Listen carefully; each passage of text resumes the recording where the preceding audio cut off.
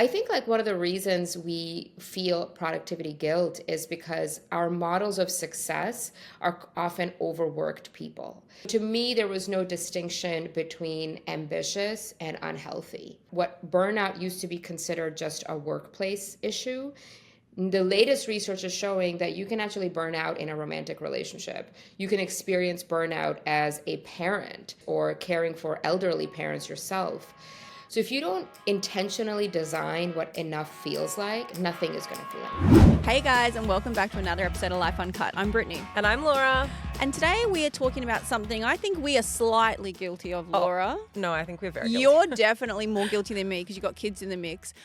I feel like in the last 2 decades, this idea of hustle culture has taken over. The idea of this, the more that you do, the more successful you are and the more value you have in the world. I don't even know if it's just taken over. I think that sometimes we find ourselves on the hamster wheel and also just don't know how to come off it because like the way in which we structure our lives requires us to be so busy and do so many things. And then once you're at that place in life, it's like, well, how do you stop? I mean, that's the question I seem to ask myself quite a bit. Well, someone that's dedicated a lot of her time to trying to understand this is Israa Nasir. Now, Israa is New York based. She's a psychotherapist and she's the author of the brand new book, Toxic Productivity. I actually have a hard time saying that because my head wants to say toxic positivity. Toxic productivity. And today we're going to unpack exactly what that is, how we think we can let go of our belief that our value is defined by how busy and successful we feel. We're going to talk a lot of things around this, but Israa, welcome to the podcast. Hi, I'm so excited to chat with the both of you. You're literally on the other side of the world for me. So it's really nice to kind of chat with people who are in so far away places and get their perspective as well. Well, I mean, I think the interesting thing is that regardless of being on literally the opposite side of the world, I feel like the sentiment is the same. It doesn't matter where you are, especially when you're in this phase of life and particularly for a woman as well. We start every episode the same way. It's called our Accidentally Unfiltered Story. You said, unfortunately, you do have an embarrassing story to share with us and I can't wait to hear it. It was literally the cringiest moment of my life. And I can now talk about it without passing out from embarrassment. So I used to work at a startup and I had transitioned from like being a therapist to working at a startup in like operations. And a lot of tech tools were new for me, like Slack and Zoom and Excel, because like therapists like pre-pandemic were not using any of this stuff, right? Everybody was going into therapy offices. And I remember we were pitching to a client, which was a external business client. And I was the one who was presenting and I was supposed to share my screen and I literally shared the wrong screen that had a Slack open where a group of coworkers were talking about that client. Oh, no. It was the most embarrassing. Yeah. Oh Okay. my God. Oh God, it was horrible. I did not even realize it. What did the Slack say? They were just kind of talking about the difficulties of working with this client and trying to like, close the deal. And I did not even realize it until somebody on the client side said, I think you're sharing the wrong screen. I'm so... Oh my God, it was horrible. It's so embarrassing. I got fired for a day. Yeah. I got fired for one day. He took me back like literally the next day, but I did get fired for that one day. The learning was don't talk on any other communication channels while presenting. Like just don't do it. That was my learning. But also, it's not fair that you're the one that gets into trouble for that because that is an easy mistake to make. The bigger mistake there is everyone bitching in Slack about the client. Like maybe there's a few lessons to learn in that story. Well, I think there are multiple people at fault here. I'm sure there's some kind of sentiment somewhere that says, "Thou shall not gossip" or something like that. About my shitty clients. I think a lot of people have heard of the concept of toxic productivity. And I think in the name itself, it kind of self-explains what it is. But I'm really interested in how does one define when productivity becomes toxic? Like when does the overachieving and the want to do more slip into an area where it's no longer healthy for us and no longer serving us?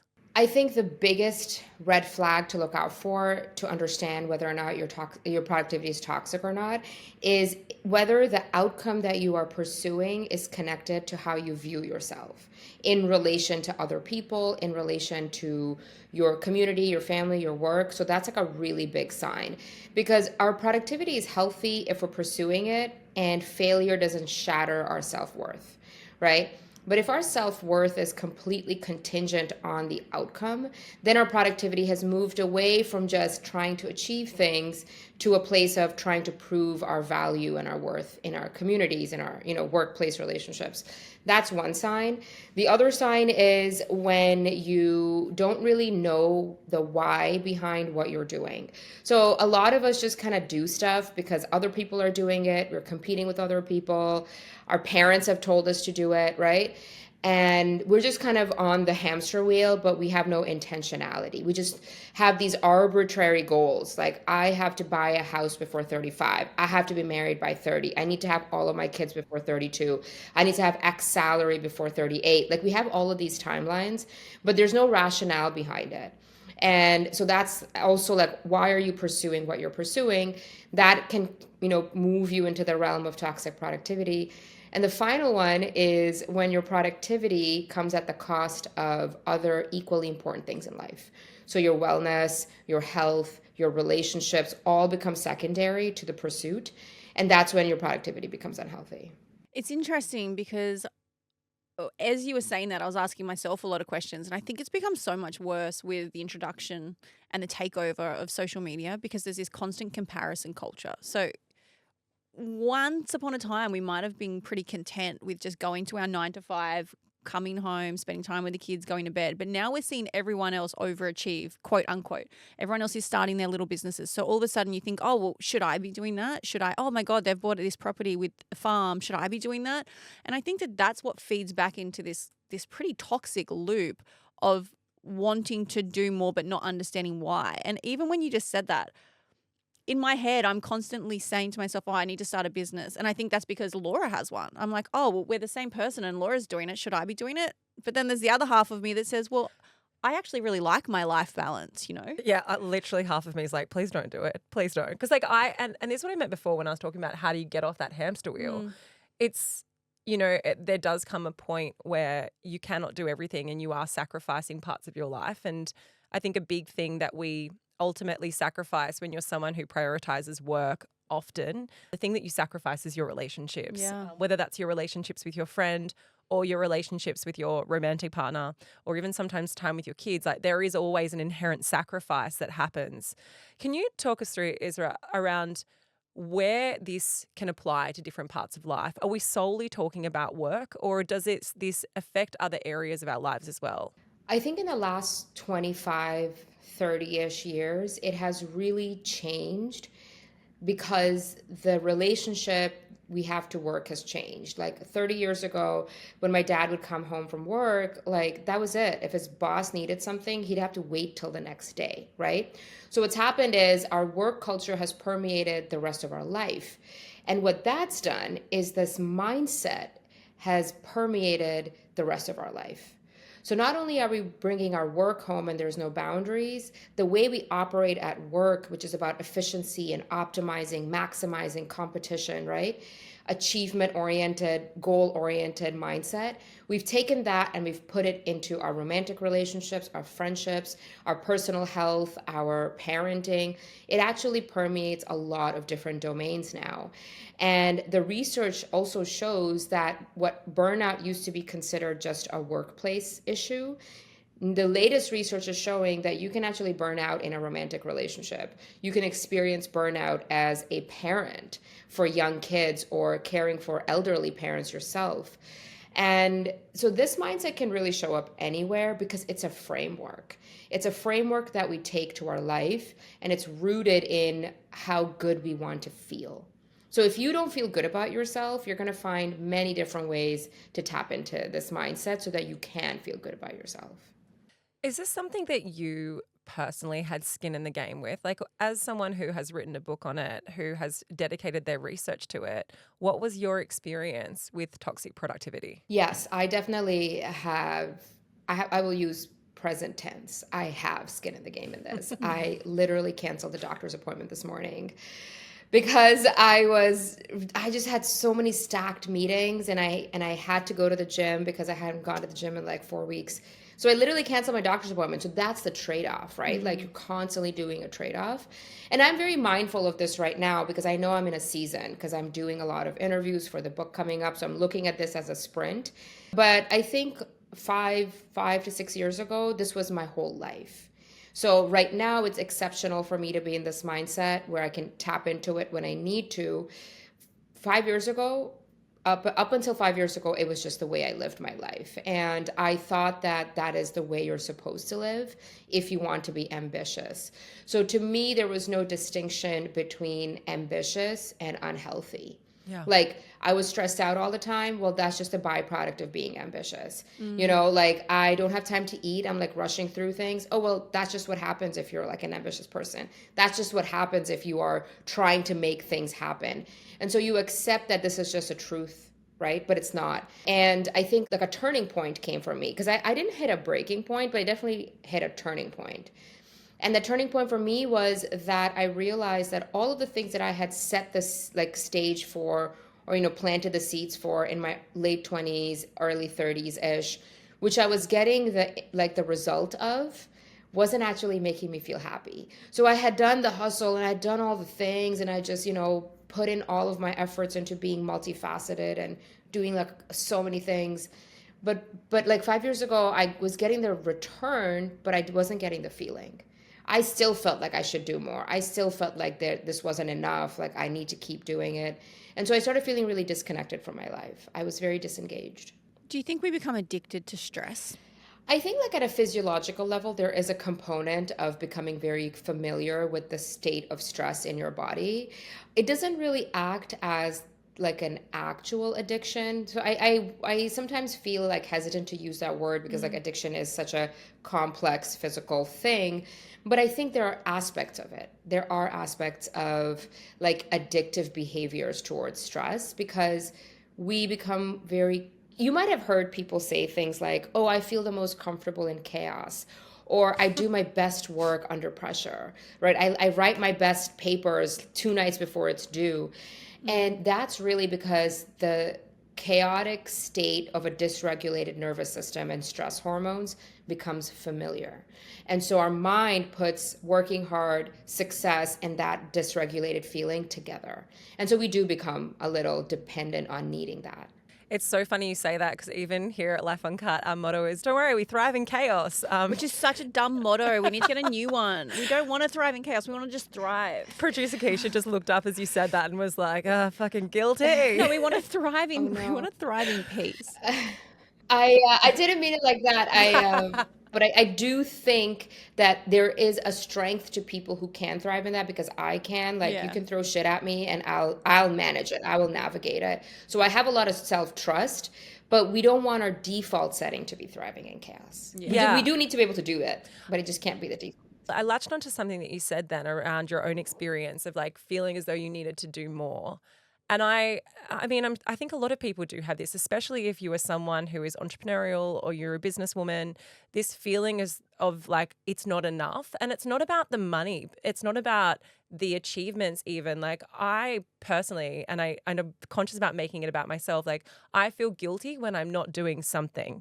I almost have this often thought that I'm like, I'm not doing enough. But like, how do you kind of rewire that in your brain, and how do you sit with that? Because it really is something that I think a lot of people experience, this feeling of like, but it's not enough. I need to be doing more. It's like a guilt when you're not doing something, when you're relaxing. Yeah. So that's known as productivity guilt, and a lot of people feel it. So if you're not being productive, you feel guilty. And guilty is guilt is an emotion that tells you that you're doing something wrong. And that's why, to alleviate guilt, we want to act and change something in our environment so we don't feel like we're doing something wrong, right? And it's different from shame, which is telling you that you are wrong. So you are not good enough versus I'm not doing something good enough, right? And we can have both productivity, shame, and guilt. But I think like one of the reasons we feel productivity guilt is because our models of success are often overworked people. So you might look at a parent figure who's very successful, and they might have been people who woke up early and made the cookies and went to work and were part of PTA. Like you might have parents who are very over functioning, right? Because my parents definitely 100% very over functioning. And so that's one thing we see, pop culture models of success. What does that look like? Somebody who's over functioning. And then you go into school, like at a foundational level, and you learn that if you're idle, you're not doing something right. You're missing something, you're forgetting something. And so this idea of resting being harmful becomes very solidified in our mind. And so our body is not used to it. And so we get very overwhelmed when we're not doing something. Coupled with that is the nebulous goals. Like if you think back to when you were younger and you were setting goals for yourself, or even right now for this podcast, for your business, for your families, the goals are often really nebulous. They're not like very concrete. And so what happens is we don't have a good definition of enough, especially like so I sometimes work with founders around like founder mental health. And one of the most common things I see is they have these external achievement markers and a very vague goal of what is good enough. So if you don't intentionally design what enough feels like, nothing is going to feel enough. Yeah. So I think those are the two things, is like learning how to incorporate rest and regulate the feelings of guilt, and having a very clear intention about what you're pursuing. I was going to say the same thing. And off what you said, Laura, when you're like, I feel guilty if I stop for a second. I think it's because it's a learned trait. You don't know any different for so many years. You run your businesses and you have your kids. And I remember when we started this podcast, we're a few years deep, and I was a hospital worker. So I was doing shift work, 90 hours a week, doing this on the side. We were doing this all hours of the day. Like it was nonstop. There wasn't one day off.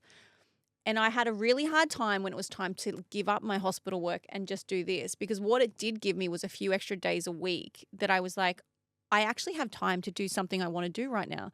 And at the start, I was filled with so much guilt that I thought I'm going to do all these extra things to fill my days. Very slowly, I started to enjoy those days off.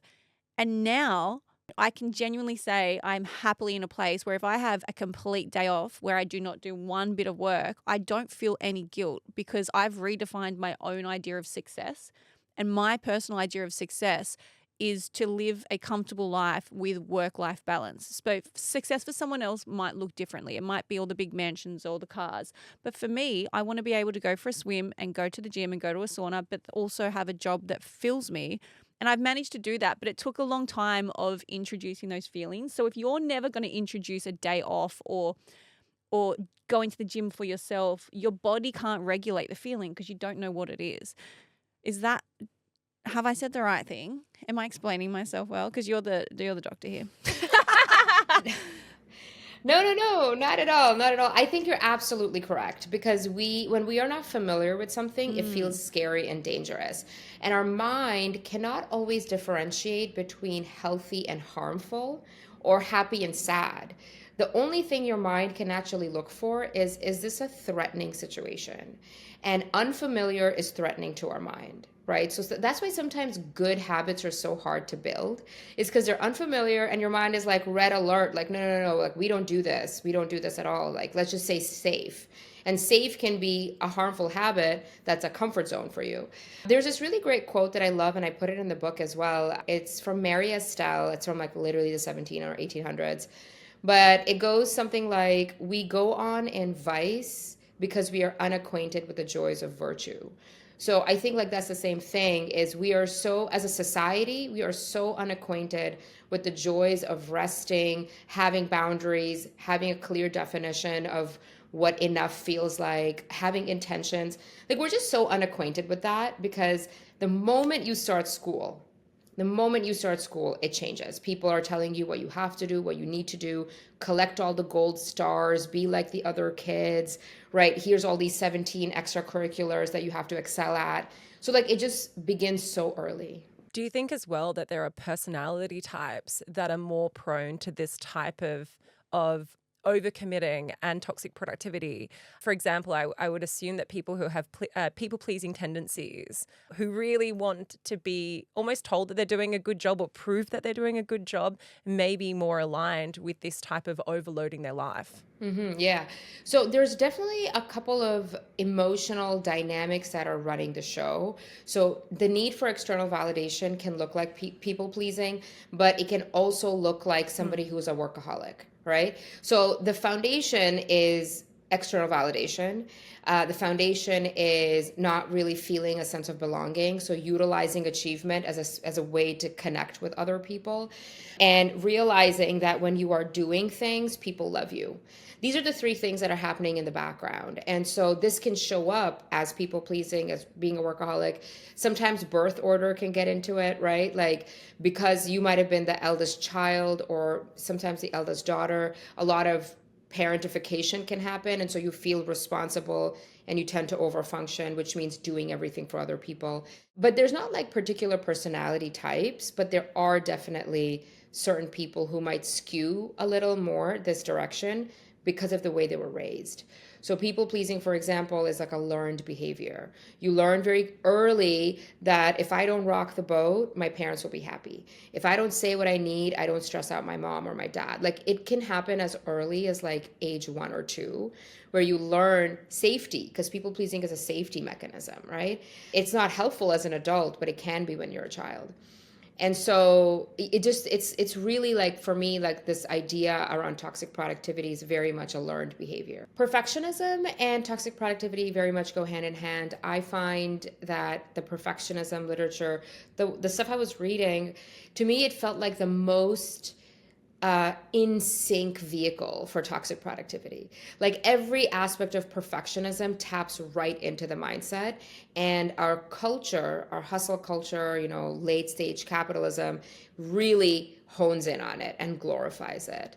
Perfectionism is one of those few emotional dysfunctions that are highly glorified and rewarded. Because at the end of the day, perfectionism is just anxiety, right? It is anxiety manifesting itself as a way to control things. You are so anxious about what the outcome could be, what somebody else might think of you, what a mistake might mean for you, that things need to be perfect. It's just exercising control. And there's 3 forms of perfectionism, right? So there's one that I demand from myself, there's one that I demand from you, and there's one where I need you to see me as perfect. There's like 3 domains of perfectionism, and all of them fit into toxic productivity. The more perfectionist you are, the more productive you're going to want to I be feel like there's someone in this room. in an unhealthy way. I'm is feeling like a very pointed right now. This is a personal therapy session for Laura. Oh my gosh, I'm just out here attacking you like since the moment I got on. I'm so sorry. But these are good things. Like this is a safe conversation. I find it really interesting, this idea of almost like, because like I think a lot of people can identify with this, and like we've covered, like a lot of women, I mean, I don't know whether it is just gendered, but I do think a lot of women, especially who are juggling households and also now in the world we live in, juggling really successful businesses, they're often running households and also are the main income earners in their own homes as well. Do you think that there is often a sense of, okay, well, I'll prioritize myself down the track. Like I'll finish this bit. I'll get through this thing. I'll earn X amount of money, or I'll, get this business set up to a place where it's stable, and then I'll focus on myself, my relationships, all these other things that we all know should be priorities in life. I don't think that people intentionally want to be on the hustle culture train for forever. It's almost just pushing their own happiness down the road a little bit, and they think that they'll get to it when they can. Yeah, absolutely. I literally did it this morning. I was like, I'll go to the doctor after this book comes out. And so like it's very easy to disregard yourself, unfortunately. And it's very easy for everybody to disregard themselves irrespective of gender.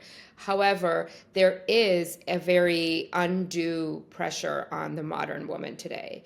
Whether you are married or not, children or not, there is this dichotomy of needing to be very successful in the workplace, yet still maintaining some of that traditional domestic labor, which predominantly Yeah. falls on women, right? And it doesn't even matter what culture you are. Like, this is across the board.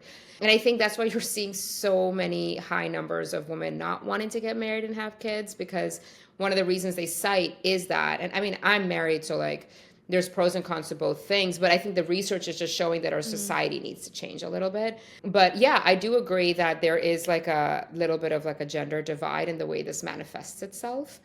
And the myth is that, oh, the next milestone is going to be it. Like the next, that's the milestone I'm going to arrive at. But that actually doesn't happen, because when we are in this like toxic productivity mindset, we don't actually stop to celebrate small achievements. We're not really looking at the small picture. We're always looking at the big picture. And so what happens is when you arrive at the finish line, you're so unaccustomed to celebrating yourself that you're like, no, no, there has to be something else. Like I have to, like, there's a new goal that you will set. So there is this like moving goalpost. Like think about it yourself. You might have said, you know what, once I hit X amount of revenue, that's it. I'm not going to do anything.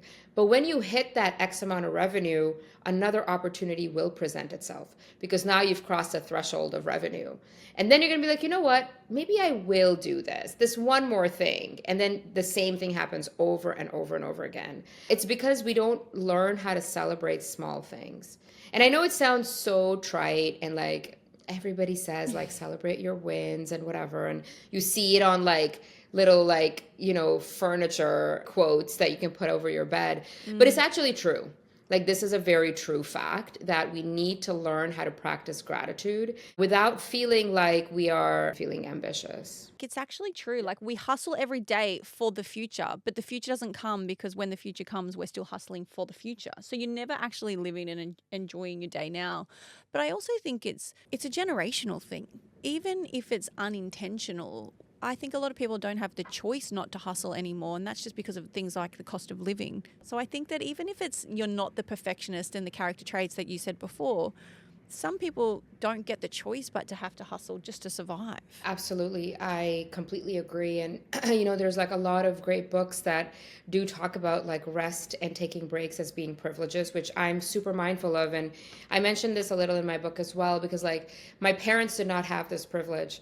They're, you know, immigrants twice in two different countries. They did not have a choice at all. But what I want people to take away from my work is that you might not be able to control all of your circumstances, but you can create small pockets of peace and joy in your day. And it doesn't have to look big, it doesn't have to be long, it doesn't have to require money. It does require a shift of perspective. So there are many people in this world who unfortunately do have to work multiple jobs just to literally keep the lights on, right? Inflation is increasing globally everywhere. However, that being said, how do we disconnect how good we feel about ourselves from our outcome? Like, yes, you have to work and make money, absolutely, but who you are should not be contingent on that. How good you feel about yourself should not be contingent on that, right? Because when that happens and people lose their jobs, like really bad outcomes can occur. Like, and we saw this in the pandemic, right? Like a lot of people ended their lives because their livelihoods ended, and it becomes too overwhelming. And I think that's what I want. I want people to have just like pockets of peace in their day. And that's why I'm a really big fan of micro habits. Like, I'm never saying that someone should do something for 60 minutes. So what do you mean by a micro habit? Let's expand on that a little bit. Yeah, so a micro habit is literally doing the smallest unit of behavior change that makes sense in your day to get an impact, right? So that can look like, if you're a really busy person and you can't work out for 60 minutes a day, see if you can work out for 20 minutes and really give it your all. I used to do 90-second meditations in between meetings. Obviously, after that embarrassing incident, I was like on probation. So I was very stressed out. And I was like just so in my head. But the more stressed out I was, the more the quality of my work was suffering. Like, it wasn't making me a better worker. I was just like in my head, right? So I started doing like 90-second meditations in between meetings. And when I tell you that it had the same impact as it does when I do like a 15-minute, like it was the same, just regulating my body. That's a micro habit. A micro habit can be not opening your email while having breakfast. Small thing, right? How long do we have breakfast for on a weekday? Probably 10 minutes. Like, that's how long I take. to eat my yogurt bowl, but I won't open Instagram. I don't read the news and I won't read my email when I'm eating breakfast. So these are just like very, very small things. Like, let's say you get home, Laura, and you have like a full evening with your kids and everything. Sit in your car for 3 minutes and just do like a doodling exercise. And cry. She does that. I mean, sure, you can. Yeah, crying is a great regulator, by the way. I literally cried earlier today Oh. twice because TikTok just sometimes has the saddest videos of like, I don't know, like old people dancing or like siblings hugging each other when they're children. And I'm just like crying. But it's a great regulator. Oh It's a great God. Apart regulator. from changing micro habits and creating small behavioral changes, what are some other things that we can do? Because it really does feel like we live in a culture where the framework of that culture is built for us to constantly be productive, It's a for us hamster to wheel. constantly be striving, and it is really, really hard to go against what feels as though is the norm. And even as we mentioned earlier, what goes against feels like it's the comparative norm as well from what other people are doing. If you're listening to this and you're like, okay, maybe I feel like I'm on a hamster wheel, but there's no Yeah. way I can do anything differently. Like, my life is my life. I love my life. That's one of the things a lot of my clients say sometimes to me. They're like, well, I love my life. Like, I love the way I live. Like, why would I change it? And that to me shows that there's a little bit of a disconnect between how you're feeling and how you view your life. Because you might be feeling miserable, but you're slogging through life because you're getting the outcomes that you want, but you're miserable all day. You're snappy with your partner or your friends, right? Like, your health is very poor. So I think one of the things that's really helpful, and this really helped me, especially when you're trapped in this mindset that I have to do the things I'm doing, like I must, of course, like why would I not do them, is to genuinely sit down and be very honest with yourself. You could do it with a friend who you're very comfortable with, and they are somebody who will be honest with you, and just reflect on just reflect on the last 3 weeks of what you did. And for every single thing that you committed yourself to, ask yourself, did I have to do this? Right? Why did I do this? And did I get the outcome I wanted? Like, do this kind of audit of your time and energy spent, because time and energy are like, they're kind of like finite resources. You don't have unending energy either, right? Unless you fill it up. So I think like doing an audit is really helpful, because what I learned as somebody who was over functioning, going out every single damn day. Like, this girl was going out 7 days a week. It was ridiculous. Saying yes to absolutely everything without even having even a sliver of intention. When I did this audit and I really sat down, I created a chart and I wrote down, like, did I actually have to do this? Did I get the ROI I wanted? Like, what was I even hoping for doing this? I realized that there was a lot of stuff in there that I could have just said no to. Like, there was a lot of things that I felt compelled that I had to do that I really didn't need to do. And even as like a parent, you can think about it and say, like, do I really need to put my kids in 5 different things? Because that's 5 things that I also have to commit to, right? As somebody who is dating, you have to think about, like, do I really have to go out on unintentional dates 7 nights a week? Like, do I have to, or can I have intentional dates but have like 2 a week, right? So I think it's like thinking through those type of things. It's really important. I think a really huge life shift for me was when I'm 37, and it probably happened in my early 30s, was when I understood that the power of saying no to something that you don't want to do. Because so often when you said you used to go out 7 nights a week, I could think of nothing worse. That gives me anxiety, but I used to do it.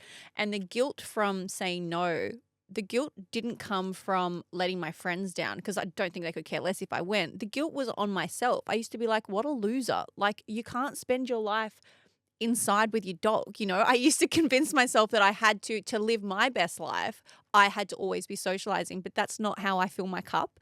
And that is not me personally living my best life. So I think once you can start to be exactly what you just said, super intentional about what it is that you want in your life and what fills your cup, and then realizing that no doesn't have to be like a nasty, dirty word. We spoke about before what this toxic productivity can do to you physically in terms of burnout and stress, and we know the effects stress can have on the body. But what does this have What effect does this have in a relationship? When you are very disengaged from your values, right? That's what toxic productivity does. Like in your example, you're going out and doing all these things, but that's not what your values are. You're just doing what you're doing, right? What that does is it like creates a gap between how you show up and who you really are in relationships. So you might push productivity based agendas on your partner or your friend, right? That you're just kind of forcing them to do things because you think you have to do them because they're so important to you. You know, when we're trapped in this mindset, everything feels mission critical. Everything. So so you become very critical of other people. You become critical of yourself. You can't tolerate mistakes. And all of that erodes trust in a relationship. Like if your partner or your child or your friend feels like they have to walk around on like eggshells around you because you don't take mistakes really well, or you demand perfection from them, it'll be like a unhealthy relationship eventually. So what this does in relationships is it creates a lot of unrealistic expectations, and that can really erode a relationship. The other thing it also does is when you're physically stressed out, you can't be very emotionally present for another person. You're irritable, you're angry, you're disconnected. Honestly, when people get super stressed out, your sex life suffers. Like it has this like ripple effect. And I think the core of the problem is that we don't actually pay attention to our emotions. That's the crux of toxic productivity. We have shame and guilt, the fear of missing out, or what you were just talking about, Britt, like that inner voice telling you that you're bad, you're a loser, you're not doing things enough. All of those things are emotional reactions. And because we can't regulate our emotions well, because none of us were taught it, we start moving. And then we realize that productivity is a great coping skill. If I'm productive, I don't have to think about shame. If I'm going out, I'm not going to sit at home and call myself a loser, right? So then we're off to the races. It's very hard to stop that. How do people find that balance? I mean, Isra, you've even mentioned a few times that for someone who studies it, has written a book all about it, that you're still someone who's guilty of the practices of deprioritizing yourself and prioritizing the things that maybe essentially aren't as important, but obviously it's like they're screaming at you and you feel like you have to do them. How do we overcome this, or can we overcome this? The reason I share like my struggles so candidly, which again, like people will be like, well, she hasn't figured it out. Like, why am I going to get her book? Yeah, what hope have I got? No, the reason I share it so candidly is because I don't want to create some like imaginary distance between me and other people where they have one more person to compare themselves to, right? It's not like I'm like some world renowned expert like Esther Perel, but it becomes even harder when you're like, wow, that person has it figured out. I guess there's something wrong with me. The truth is, we are a constant work in progress. There is no healed version of a human being. And if anybody is peddling that message to you, they are trying to exploit you. There is no healed version because we are constantly growing, we are constantly evolving, we're constantly changing. The key is, can I bring a little bit more balance to my life than I was able to before? Right? So right now I'm in this and I'm struggling with it. But 6 years ago, I didn't even have the awareness. Like I couldn't even tell you that I was struggling, right? So this is huge progress for me. And for me to be able to say no to opportunities, for me to be able to say, you know what, this is a 6 week sprint. And after 6 weeks, I'm done. Like I'm not doing anything. I'm not even doing a book tour immediately. My book tour is in like 2 months because I'm just taking the holiday season off, right? And so that's growth. And so we are never getting to a place of completely overcoming these things that are A, so deeply ingrained in us, B, so rewarded in our culture, and C, might be circumstantial restraints.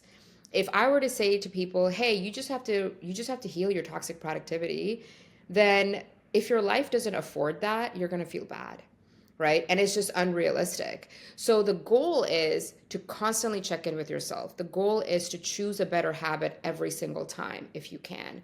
The goal is to be gracious with yourself when you do make mistakes, when you do fall to old habits, of coping in an unhealthy way.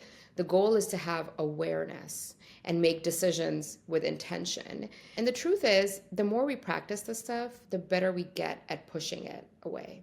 Do you think we ultimately just have our priorities a bit skewed up because of the way that the society's built. We've put work, we've put achievements at the top of the pile, and then family and relationships and everything else kind of comes secondary. This is like an existential question, and I do genuinely believe that contemporary culture has kind of flipped what is important. And that's why you're seeing high rates of loneliness, like extraordinarily high rates of loneliness right now across the ages. I think a report came out last summer that young adults had the highest rates of loneliness. These are like high school kids, where previously it was older, like post-retirement adults having higher rates of loneliness. What has happened to our world where kids who see their friends every single day for 8 hours Yeah. are feeling lonely, right? That's why we have so many chronic illnesses. That's why we have so many poor maternal health outcomes, because there's nobody to support these women who are having kids because everyone's living outside of their community, right? So yeah, and this is like, I could rant about this forever. This is absolutely, I think that we don't, you know what's the biggest thing we don't prioritize? Playfulness. Adults don't play anymore. And we don't have any kind of creativity or craft. And that's why I'm seeing this interesting U-turn, at least here in New York, of like old school hobby clubs opening up. People are joining knitting circles. I see people go to pottery groups together. People have, I mean, book clubs have been around forever. People are joining like running clubs and pickleball clubs. Like, people are really craving community, and toxic productivity thrives in a lack of community. I think also it's a common misconception that busy equals productive. Talk us through why that is not the case. When we are busy, we are essentially just checking off things that are not thematically connected to your broader goal. So you're just like checking things off because you said yes to them, you had to do them, it came up for you, but it's not actually moving the needle closer to your broader goal. Busyness does not have a purpose. I feel like true healthy productivity has a broader purpose, right? And we can only know what our purpose is if we sit down and make intentions and stuff. But I think sometimes you have to be busy because you have a million things to do.